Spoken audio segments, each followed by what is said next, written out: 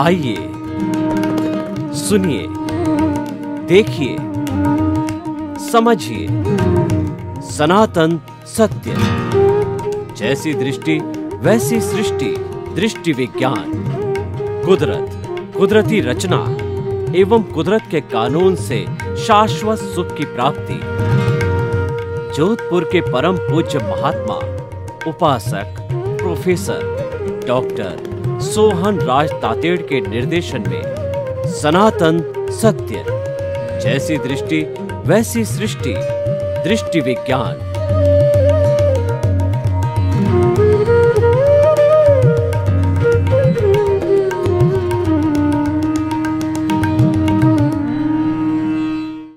स्वामी जी, आज इस एपिसोड के अंदर हम कुछ गूढ़ ज्ञान की बातें करें। जी।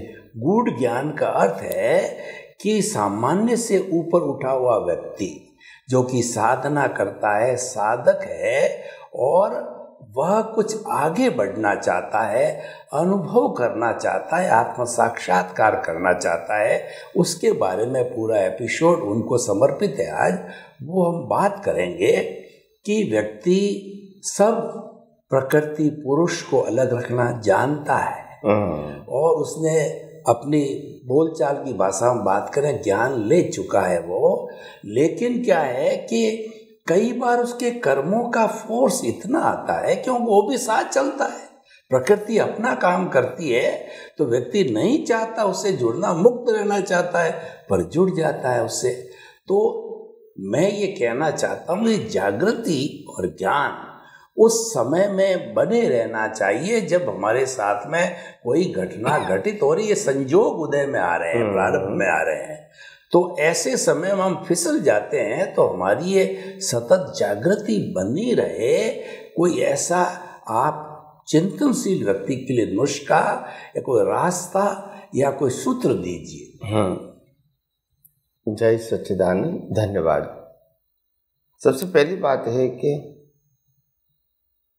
नुस्खा कहो, मार्गदर्शन कहो, सिद्धांत कहो या विज्ञान कहो, ये तो दिया हुआ है, मगर आपको सिर्फ समझा रहा हूँ कि नुस्खा क्या हो सकता है। कोई भी व्यक्ति, कोई भी वस्तु को साइंटिफिकली सोचो तो आपको मालूम हो जाएगा उसमें नुस्खा पड़ा है। जैसे यहाँ ग्लास पड़ा है और अगर ये ग्लास का मैं मालिक हूँ तो स्वाभाविक है मेरी दृष्टि में ये मेरा ग्लास है, वो रहेगा। यहाँ बैठूंगा तो भी रहेगा, खड़ा हूँ तो भी रहेगा और जाऊँगा तो भी रहेगा। और इसके लिए मेरे को क्या करना चाहिए, वो मेरे को ज्ञान है। ये ज्ञान ग्लास को मेरे पास रखने के लिए मेरे को क्या करना चाहिए, क्योंकि ये मेरा है, इतना मालूम है तो मेरे लिए उसके लिए क्या करना है, वो ज्ञान उसके लिए इनबिल्ट हो जाता है। क्या हो जाता है? इनबिल्ट। और इनबिल्ट का ज्ञान का उपयोग भी सहज हो जाता है। अगर ये कोई ज्ञान उठा के ले जाएगा तो हम तुरंत बोलेंगे मेरा ग्लास है। या तो हम भूल गए तो वापस आके ले जाएंगे, या तो अगर भूल गए वापस नहीं आ सकते तो कहेंगे आप रखना, हम दोबारा आएंगे तो उसको ले लेंगे। यानी कितना अटैचमेंट एक वस्तु के बीच के मेरी है। ऐसा अगर आपको विज्ञान और आत्मा के अंदर समझ में आ जाए कि आखिर आत्मा ही मैं हूँ और आत्मा में जो कुछ ज्ञान दर्शन है वो ही मेरा है, आत्मा की जो क्वालिटी है वही मेरी है, आत्मा का स्वभाव है वही मेरा स्वभाव है, और मैं प्रकृति हूँ नहीं, प्रकृति का स्वभाव मेरा स्वभाव है नहीं, प्रकृति की अवस्था कहो या भुगतान कहो मेरा भुगतान है नहीं, तो इतना टेंशन क्यों? हमको क्लियर होना है अपने विजन में कि आखिर हम प्रकृति है या नहीं है, और नहीं है तो प्रकृति के प्रति हमारा पजल क्यों? जो चीज तुम नहीं है तो उनके रिलेटेड पजल कैसे होगा? मगर आप डायरेक्ट या इनडायरेक्ट उससे जुड़े हुए हैं। हमने प्रकृति से मुक्त रहने का कहा है, प्रकृति का विरोध करने का नहीं कहा है, प्रकृति को सुधारना बदलना नहीं कहा है, प्रकृति को क्या करना नहीं करना नहीं कहा है। हम यही कहते हैं प्रकृति से आप मुक्त है, अभी आप मुक्तता की अनुभूति करो। 2 मिनट के लिए, 5 मिनट के लिए, 2 घंटे के लिए, 4 घंटे के लिए अनुभूति तो करो, और उसमें बाह्य कोई अवस्थाओं की आवश्यकता, ये दृष्टि की बात है। तो सरल बातों को डिफिकल्ट बनाना ये अज्ञानियों का काम है, और डिफिकल्ट बातों को सरल सहज बनाना ये अनुभवी ज्ञानियों का काम है। तो ज्ञानी ऐसा कहेंगे कि ये डिफिकल्ट है ही नहीं, सिर्फ आपको दृष्टि मोड़ना है। जो सेंटर में शरीर था उस सेंटर में शुद्धात्मा रखना है। जो सेंटर में शरीर था तो मन वचन काया को चलाने वाला मैं था, और इसीलिए गलती या अच्छा भी मैंने किया है। अभी ये सब्जेक्ट निकल जाएगा कि मैं तो शुद्धात्मा हूं, फिर क्या रहेगा? तो क्या मन वचन काया की अवस्था तो कुदरती रचना है, तो उसमें मेरे को फोकस करने की जरूरत नहीं है, बाईपास करने की जरूरत है। और वो बाईपास करने का मतलब शुद्धात्मा पद में रहकर अवस्थाओं को कुदरती रचना देखना, बस। तो ये समय लगेगा आपको, मगर धीरे धीरे प्रैक्टिस होते हुए आप परफेक्ट हो जाओगे। इसीलिए मैंने कहा आध्यात्म विज्ञान न कोई धर्म परिवर्तन की बात करता है, न कोई गुरु परिवर्तन की बात करता है, न कोई गुरु शिष्य की बात करता है, न कोई क्रियाकांड की बातें करता है, पर आध्यात्म विज्ञान मन वचन काया से मुक्तता की अनुभूति कराता है। ये आध्यात्म विज्ञान के माध्यम से हम सभी प्रकार के अज्ञान को मिटा सकते हैं और सभी प्रकार के उदय कर्मों को दृष्टि से अलग रह के पुराने कर्मों को भस्मीभूत भी कर सकते हैं, जो मान्यता के रूप में है। मन वचन काया के माध्यम से जो परिणाम रूप है उसमें तो चेंज नहीं होगा, आप समझे ना। मगर परिणाम के पीछे हमारा जो सोच है, हमारा जो विजन है, वो विजन के आधार से हमको जो कुछ भी अवस्था आएगी वो विजन से देखोगे तो आप कोई भी पॉजिटिव नेगेटिव लाभ या नुकसान की बात शरीर को होगी उससे भी अलिप्त रह सकोगे। तो इसीलिए मैंने कहा आइए हम ये आध्यात्म विज्ञान को और गौर तरह से समझने की कोशिश करें। स्वामी जी आपका बहुत बहुत धन्यवाद। आपने चिंतनशील, मुमुक्षु, जिज्ञासु, ज्ञान लिए हुए लोगों के लिए बहुत सुंदर मार्गदर्शन दिया कि आपके केंद्र में आत्मा रहनी चाहिए। जो आपकी अज्ञा अभी केंद्र में है उसकी जगह प्रज्ञा को लाइए, उसकी जगह आत्मा को लाइए। इसका मतलब दृष्टि परिवर्तन करना है और कुछ भी परिवर्तन नहीं करना है। और जिस अवस्था में आप जैसे काम कर रहे हो करते रहिए। बहुत सुंदर समाधान आपने मिला, यानी 8 मूल कर्म और उसकी 148 प्रकृतियों का कारण शरीर को मानते, और वो कहते हैं कि मन वचन काया की शुभ प्रवृत्ति के द्वारा जो है कर्म झड़ते रहते हैं और साथ में पुण्य का भी खाकले के रूप में बंद होता है बाई प्रोडक्ट में, वो चीज़ अलग है। लेकिन कर्म जो है ना, जो ही आपने मन वचन काया की शुभ प्रवृत्ति की वो धार्मिक क्रिया होते ही कर्म जड़ते रहते हैं। एक चीज अब मैं आध्यात्म विज्ञान की दृष्टि से बताता हूँ कि मैंने प्रकृति और पुरुष को अलग माना और केंद्र में आत्मा को रखा। तो आप क्या इस बात से अध्यात्म विज्ञान सहमत है कि जो अज्ञानता है वो घट रही? क्यों, अज्ञानता भी तो वही कर्म है। कर्म शरीर और अज्ञानता में कोई डिफरेंस नहीं है। तो कर्म जड़ने वाली, अज्ञानता कम होने वाली, ये दोनों बातें सिमिलर है या कोई डिफरेंस है? उनका तो ठीक है, वो मन वचन काया को मानते अलग है और आप अलग रूप में मान रहे हो, लेकिन ये जो प्रोसेस होती है ना कार्बन शरीर के घटने की या अज्ञानता के घटने की, क्या ये तो सेम चीज है या कोई डिफरेंस है अध्यात्म विज्ञान की दृष्टि से? हाँ, ये थोड़ा जानना चाहता हूँ। देखो, कर्म करने की प्रक्रिया और कर्मों की भुगतान होने की प्रक्रिया, दोनों को प्रक्रिया शब्द तो बोलेंगे, मगर दोनों की प्रक्रिया में बहुत अंतर है। कर्म चार्ज करने की प्रक्रिया इंसान खुद करता है अपनी अज्ञान दृष्टि से, और कर्मों को डिस्चार्ज करने की जो प्रक्रिया है वो कुदरत करता है।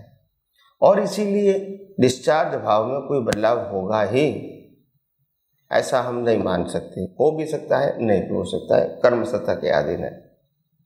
मगर अगर नहीं भी होता है तो हमको डिप्रेशन नहीं होना चाहिए, क्योंकि यही कुदरती रचना है, तो फिर राग द्वेष करने की जरूरत नहीं है। जैसे एक व्यक्ति जन्म से ही अंधी है तो उनको कोई चीज़ नहीं दिखेगी तो उसमें वो क्या करेंगे? किसी को कंप्लेन करने से तो कोई फायदा नहीं है, नहीं ये तो नहीं है। मगर कहने का मतलब ये है कि लोग इस प्रकार से, ये जो विज्ञान समझने वाले लोग हैं वो इस प्रकार से ऐसा काम करते हैं कि जैसे जैसे ये विज्ञान एप्लीकेशन में लाते हैं वैसा वैसा उनको खुद को ही मुक्ति का अनुभव होता है। कौन किससे मुक्ति? मन वचन काया से मुक्ति, मन वचन काया के प्रति विलिप से मुक्ति, मन वचन काया की बाह्य अवस्थाओं से मुक्ति, और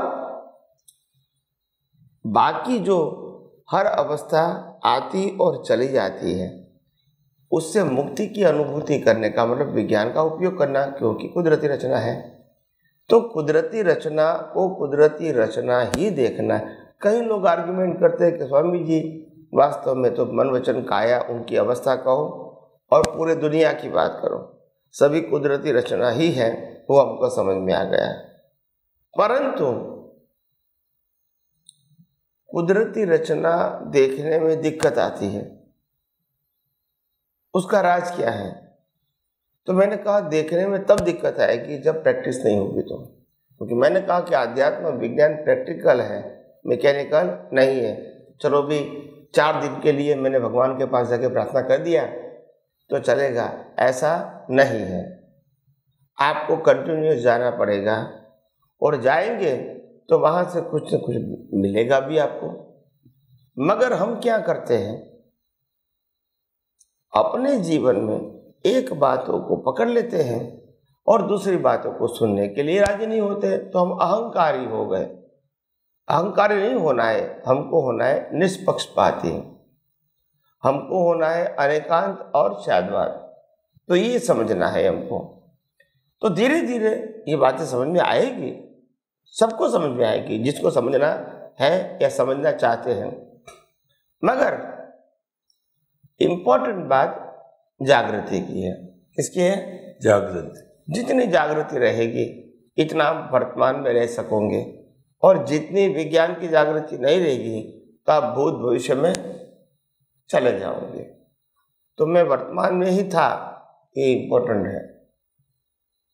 तो इसीलिए मैंने कहा जब मैं वर्तमान में रहूंगा तो भूत भविष्य की चिंता नहीं रहेगी, और जब भूत भविष्य की चिंता नहीं रहेगी और वर्तमान में ही रहूंगा, और वर्तमान को मैं जो भी हो रहा है उसको कुदरती रचना ही देखूंगा, तो और कोई ज़्यादा भविष्य के लिए भी सोचने की ज़रूरत नहीं है। इसीलिए मैंने कहा आध्यात्म विज्ञान, जो इंसान मानसिक तौर से गिर गया है, डिप्रेस हो गया है, कंफ्यूज हो गया है, शक्तिहीन हो गया है, ऐसा वो फील करते हैं, ऐसे व्यक्ति भी यहाँ ये विज्ञान के माध्यम से एकदम रिलीफ महसूस करता है। सिर्फ विज्ञान समझ में आना चाहिए, बिना विज्ञान तो नहीं होगा। तो इसीलिए मैंने कहा हम अपने जीवन के अंदर ऐसे आध्यात्म विज्ञान को समझने की कोशिश करेंगे तो समझ में आएगा, मगर अनुभव में आने के लिए बहुत कुछ प्रोसेस या प्रैक्टिस की जरूरत है। और इसीलिए बदलना मिटाना का सब्जेक्ट हमारे जीवन में से निकाल देना चाहिए, क्योंकि हम जितना बदलने का प्रयास करेंगे, इसको नाश करने का प्रयास करेंगे, इतना हमारा उसके प्रति नेगेटिविटी होगी।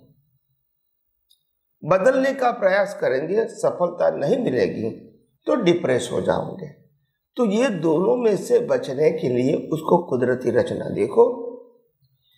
अगर आपको कोई प्रकृति चेंज करनी है, बदलनी है, सुधारनी है, तो आप भाव करो, यहां प्रयास करने की जरूरत नहीं है। करोगे फिर निष्फलता मिलेगी, फिर क्या कहोगे, इतना प्रयास किया फिर भी सफलता नहीं मिली। कैसे मिलेगी? राम ने भी रावण को समझाने की कोशिश किया था, फेल हो गए। कृष्ण भगवान ने भी दुर्योधन को समझाने की कोशिश किया था, फेल हो गए।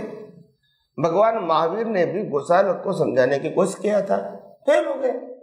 तो व्यक्ति कितना भी पावरफुल क्यों ना हो, मगर सामने वाले व्यक्ति को समझाने का मतलब होता है जो हिसाब लेकर आए हैं उससे अलग होना है। हालांकि कुदरत कहती है हम तो हिसाब का ही फल दे रहे हैं। ठीक है, आप बुद्धि से, व्यवहार से प्रयास करते हैं, मगर ये प्रयास के अंदर जो आपको लगता है कि मेरी स्वतंत्रता है, ये समझ में से निकाल दो। हो सकता है कि प्रयास से परिवर्तन हो भी सकता है और प्रयास से परिवर्तन नहीं भी हो सकता है, मगर आपको तो ये समझना है कि ये प्रयास भी कुदरती रचना है, उसमें सफलता निष्फलता भी कुदरती रचना है। तो आपको नेगेटिविटी नहीं होगी, डिप्रेशन नहीं होगा और आप हताश नहीं होंगे, क्योंकि हमको तो आगे बढ़ना है। अगर ये संजोग में सफल नहीं हुए तो कोई बात नहीं, आगे बढ़े। संजोग खुद खत्म हो जाता है, हमको कहाँ खत्म करना है। और हम सभी संजोगों को पास करके अपने स्वभाव में रहना चाहते हैं और संजोगों को कुदरती रचना देख के पास करना चाहते हैं। और इसीलिए विज्ञान समझना हमारे लिए आसान है, उपयोग करना भी आसान है, अनुभव करना भी आसान है, मगर सही तरह दृष्टि में सेट करना, उसके लिए टाइम लगता है। और एक बार सेट हो गए तो वो अपने आप काम करेगा। दृष्टि में ही सेट करना है। दृष्टि का मतलब विजन। अगर विजन में शॉर्ट हो गया तो विजन तो अपने आप काम करेगा। जैसी दृष्टि वैसी दृष्टि। हम विजन में सेट नहीं करते, हम बुद्धि में सेट करते हैं, नॉलेज में सेट करते हैं, विजन में नहीं करते। बदलना है विजन और समझते हैं बुद्धि से। तो बुद्धि का समझना वो लिमिटेड बात है, मगर विजन से समझोगे और विजन में सेट हो गया तो बाद में तो ऑटो मोड है, होता ही रहेगा, यानी आपको दिखता ही रहेगा।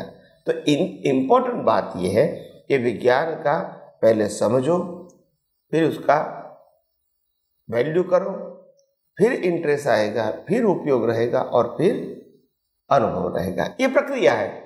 Without interest, without value application भी नहीं होगा और एक्सपीरियंस भी नहीं होगा। तो और ये अनुभव करने के लिए कोई भी मन वचन काया की अवस्था को बदलना, छोड़ना, त्याग करना, ये हमारा सब्जेक्ट नहीं है। तो हम आगे भी ये विज्ञान को समझते रहेंगे। स्वामी जी, आपका बहुत बहुत धन्यवाद। आज हम हमारे प्रभु की थोड़ी बात करते। प्रभु यानी भीतर विराजमान शुद्ध आत्मा भगवान। जी जी। मैं बड़ा 3 शब्दों मुझे बहुत अच्छे लगे, उस पर बहुत मनन करता रहता हूँ। दृश्य, दृष्टि और दृष्टा। इसके अंदर बहुत बड़ा सनातन सत्य कहिए या बहुत बड़ी साधना कहिए, इसके अंदर छिपी हुई है और आप बड़ा अच्छी तरीके से इसका खुलासा करते हैं। तो कृपया ये दृश्य, दृष्टि, दृष्टा तीनों को अलग अलग परिभाषित करके और तीनों किस तरीके से व्यक्ति के अंदर परिवर्तन लाते हैं, दृष्टि परिवर्तन होता है और किस तरीके से वो व्यक्ति सनातन सत्य को प्राप्त करता है, कृपया थोड़ा खुलासा अध्यात्म विज्ञान की दृष्टि से कीजिए। Yes yes. जय सच्चिदानंद। सबसे पहले तो दृश्य, दृष्टि और दृष्टा, ये तीनों को समझने की कोशिश करो। दृश्य का मतलब होता है ये आंखों से जो कि दुनिया दिखती है, जो रंग, रूप, रंग, रस, आकार, रूप, रस, गंध, स्पर्श और आकार से जुड़ी है। तो ये जो है इसको दृश्य बोलते हैं, जो आंखों से दिखता है। दृश्य आंखों से दिखता है और दृष्टि वो दृश्य को अपनी दृष्टि से देखता है। आंखों से देखना वो कॉमन बात है, लाइक अ मिरर। दृष्टि से देखना मतलब आपका व्यू पॉइंट, देखने का तरीका। आंखों के पास तरीका नहीं है, वो तो सिंपल ग्लास है, मगर दृष्टि के पास तरीका है कि इस अवस्था को मैं सही कहूँ, गलत कहूँ, या मेरे लिए काम की है, मेरे लिए काम की नहीं है कहूँ, कुछ भी बोल सकता है। दृश्य तो दृश्य रहेगा। एक व्यक्ति ने एक लेडी को देखा आंखों से, दूसरे व्यक्ति ने भी लेडी को देखा। एक व्यक्ति को बना कि नहीं, मैं तो अभी सन्यासी हूँ, मैं तो दीक्षार्थी हूँ और इसीलिए मेरा ये सब्जेक्ट नहीं है, मैं तो उसमें ही परमात्मा देखता हूँ और ये कुदरती रचना मेरे को दिखती है। तो उनके लिए वो मोह का कारण नहीं रही। हालांकि व्यक्ति तो दृश्य के में वही दिखी, मगर दृष्टि उसकी क्या थी, अलग थी। और दूसरा व्यक्ति है, उन्होंने भी व्यक्ति को देखा दृश्य के रूप में, बाद में मोह हुआ उसको कि इस प्रकार की मेरी पत्नी होगी तो क्या है, अच्छी बात है। तो ये उनकी दृष्टि की बात है। वो दृश्य की बात, दृष्टि के पीछे दृश्य है। अरे दृश्य से जो दिखता है उसके पीछे दृष्टि है। तो आंखों का काम दृश्य को देखना है और दृष्टि का काम दृश्य को समझना है अपनी बिलीफ के माध्यम से। तो बिलीफ अलग चीज है और आंख से दिखता है वो अलग चीज है। और हमको करेक्शन करता है बिलीफ में, आंखों में नहीं करना है। आंखों की तो गलती है ही नहीं। तो ये जो दृश्य को समझने वाली दृष्टि, उसके पीछे दृष्टा है। दृष्टा का मतलब होता है आत्मा। बिना दृष्टा दृष्टि काम नहीं कर सकती। दृश्य तो है, मगर दृश्य को देखना है, दृश्य को समझना है, उसके लिए दृष्टि चाहिए। मगर दृष्टा के बिना दृष्टि काम नहीं करेगी, क्योंकि प्रकाश ही दृष्टा का है। प्रकाश का उपयोग दृष्टि का है। प्रकाश किसका है? दृष्टि का, दृष्टा का, और उपयोग दृष्टि करती है उसके ज्ञान दर्शन के मुताबिक। और उसी को ही पुरुषार्थ कहते हैं। जैसे ये लाइट है, तो लाइट क्या है? लाइट दृष्टा है। वो लाइट के अंदर हम क्या करते हैं? वो हमारी दृष्टि है। उससे बनती अवस्था वो दृश्य है। तो दृश्य, दृष्टि और दृष्टा, तो ये अलग हो गया तीनों चीज। तो ये तीनों चीज है वो अपने आप को लिंक से काम करते हैं। उसमें जो दृष्टा है वो हमेशा कैटालिस्ट होता है। इनका कोई स्पेशल रोल नहीं है। उनका स्वभाव परमानेंट है, प्रकाश देना परमानेंटली, और कुछ रोल उसका नहीं है। वो ज्ञान प्रकाश देना। वो प्रकाश की हाजिरी में जो दृष्टि है वो अपने ज्ञान दर्शन के मुताबिक उस दृश्य को देखती है। बस वहां से ही पुरुषार्थ मार्ग चालू होता है। जैसी दृष्टि वैसी सृष्टि। तो ये पुरुषार्थ जो मार्ग है दृष्टि से चालू होता है, दृष्टि के अंदर रहा हुआ ज्ञान दर्शन को। तो ये दृष्टि के अंदर अज्ञान है, तो उसको इरेज करना ये आध्यात्म विज्ञान का पुरुषार्थ है। दृष्टि को बदलना, दृष्टि को मोड़ना, दृष्टि को सही दृष्टि देना, सही समझ देना, ये आध्यात्म विज्ञान का मार्ग है।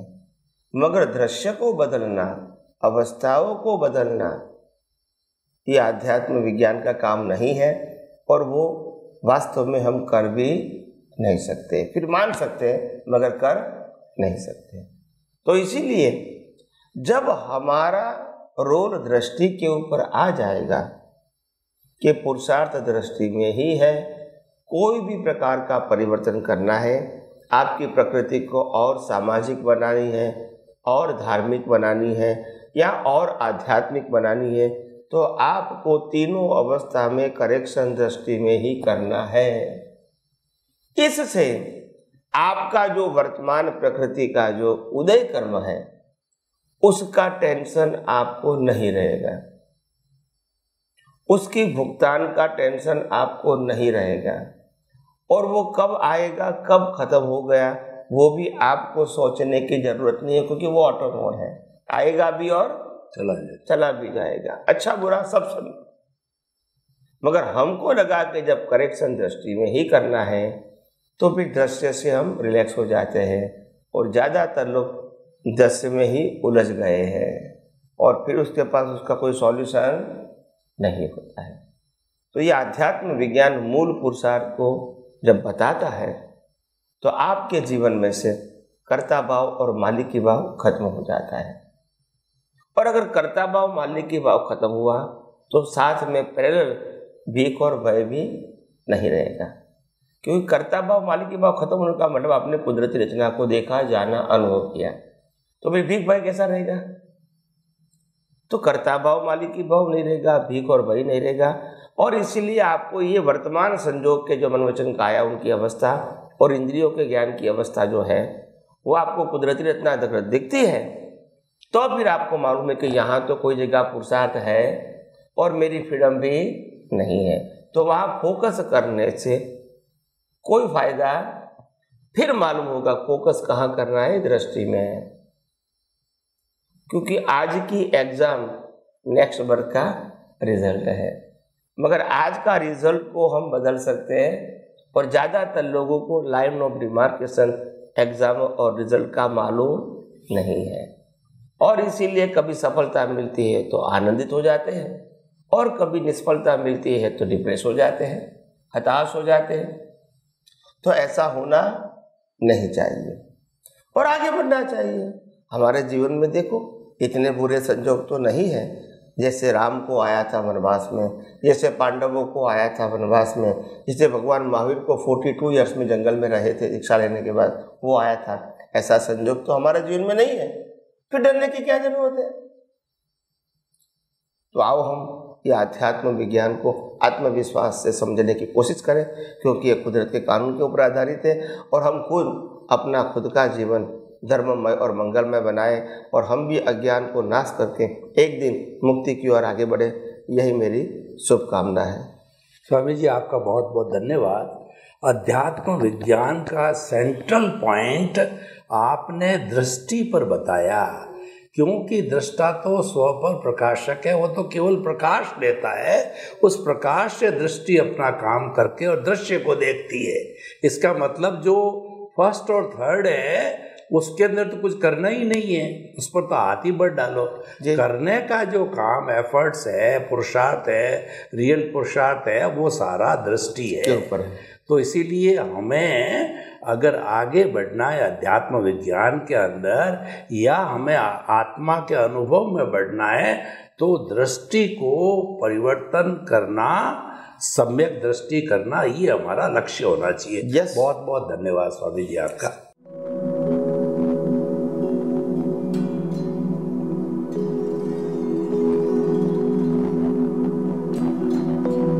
एक ऐसा अंतर्राष्ट्रीय ख्याति प्राप्त मानव जो गुरु प्रेरणा से पिछले 20 वर्षों से वानप्रस्थ जीवन जीते हुए 24 घंटे मानवता की सेवा में संलग्न है। एक ऐसा मानव जो अभी राष्ट्रीय, अंतर्राष्ट्रीय टीवी चैनलों पर 7,500 एपिसोड के माध्यम से सनातन सत्य, आत्मविज्ञान एवं पुनरुत्थान व्यवहार एवं निश्चय जगत के जीवनोपयोगी विषयों पर हृदय स्पर्शी प्रवचन कर चुका है। उस मानव का नाम है महात्मा उपासक प्रोफेसर डॉक्टर सोहन राज तातेड़। प्रोफेसर तातेड़ द्वारा योग, दर्शन, शिक्षा विषयों पर रचित पीएचडी स्तर के 250 शोध ग्रंथ भारत के 100 प्रतिष्ठित विश्वविद्यालयों में शोधार्थी पढ़ रहे हैं तथा वे सभी शोध ग्रंथ वहां की सेंट्रल लाइब्रेरियों में उपलब्ध हैं। महात्मा सोहन राज ने अभी तक हजारों स्कूलों, कॉलेजों, विश्वविद्यालयों एवं संस्थाओं में सेमिनार, वर्कशॉप, कैंप लगाकर लाखों विद्यार्थियों को योग, दर्शन, शिक्षा का प्रशिक्षण देकर उन्हें सुसंस्कारित किया। डॉक्टर तातेड़ ने भारतीय संस्कृति उत्थान के 4000 से अधिक समसामयिक विषयों पर आर्टिकल लिखकर ऑनलाइन जर्नल, पत्रिकाओं, वेबसाइट्स पर प्रकाशित किया, जिसका उपयोग लाखों पाठक कर रहे हैं। उपासक तातेड़ के 5000 से अधिक आज का सुविचार, आज का शुभ संदेश, आज का मंगल भावना योग आदि चिंतन websites, Twitter, blogger, Facebook, YouTube माध्यमों से लाखों लोग अपना जीवन निर्माण कर रहे हैं। मानवता के मसीहा ऐसे महामानव महात्मा सोहन राज तातेड़ के प्रोफाइल को अभी तक विश्व के 20 लाख दर्शक यूट्यूब पर, 12 लाख गूगल पर एवं लाखों दर्शक फेसबुक, ब्लॉगर, ट्विटर और इंस्टाग्राम पर देख चुके हैं।